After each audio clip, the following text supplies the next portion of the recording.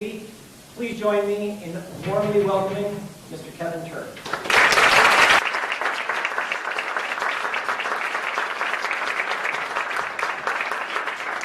Good evening.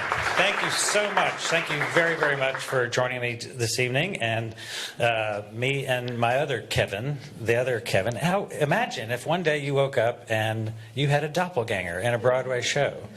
And then there was another one in Toronto with the Toronto cast. And then there was a third in a North American tour. And by December, there'll be a fourth in the UK. And by next July, there'll be one in Australia. How crazy is that? What going there the first time meant to you, going there the second time meant to you, and then the third time, and the idea that you got from the compassion that you received. Thank you. Yeah. What's not in the show is that after we were in Gander, we were on an Air France plane, and we went to the airport because we were the fourth plane in. We were fourth to go out.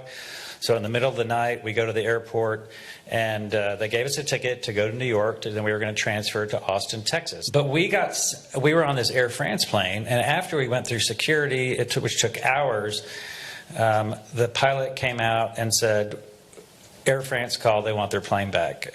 We're taking you back to Paris.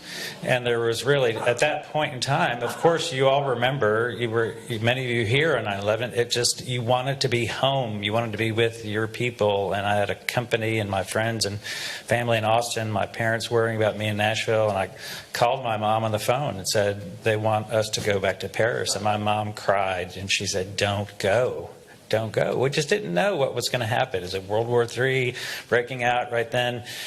And so we did go back to Paris, and we were put up in a 2-star flea bag hotel with no food. And you'll read about how I had to steal food from somebody else's plate. The complete opposite of Gander. We should have just stayed with the kind people of Gander.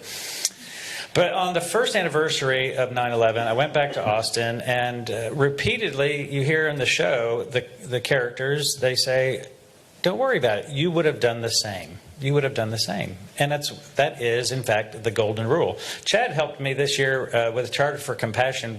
For International Golden Rule Day, we went to Central Park, and we interviewed people and asked them, what is the golden rule? Yeah. And treat others. Yeah, you guys got it. Yeah. There are a lot of people who don't know it. About 2 out of 3 did not know. And there was people from all over the world, every type of person. And about 2 out of 3 people didn't know, even though the golden rule is in virtually every religion in the world.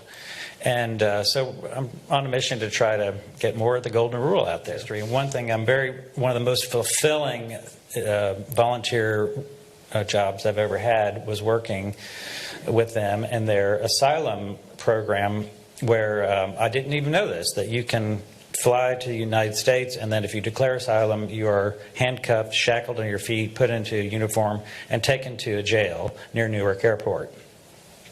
And our church has a program where we go out and visit these people who are there, and just to check on them, make sure they're okay, try to hold this corporate detention center accountable. And so in November of last year, I went out there and I met a man named Samuel.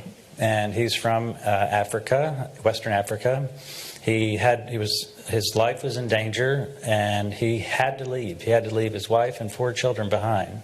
And he knew nobody in the United States, and he had no money.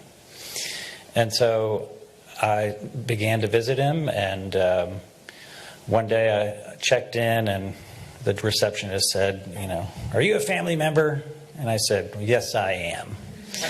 So even though this man is a black African Pentecostal minister and I'm a white gay Catholic, I told him, I said, if anybody asks, you and I are brothers. And he and his wife were talking about it, and they came back and said, actually, I think we're twins. And so this is Samuel after he was released, and Samuel is here on the 3rd row tonight.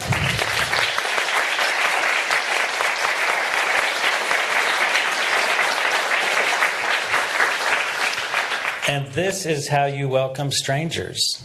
Just like the people in Gander did for me. You bring them to come from away to kiss the fish. Stick a fish in their face, yeah. You take them to the Statue of Liberty. You see the immigrant statue, and then this is his pro bono attorney who's Jewish. So it really is a joke somewhere, like a Pentecostal, a white gay Catholic, and a Jewish guy walk into a bar and to celebrate asylum. And then this is one of my best friends, Jeanette Gutierrez, a 9/11 survivor. And she, when I was gone, she went and visited him in detention. She had never done anything like that before either. And then this was them meeting at the 9/11 memorial.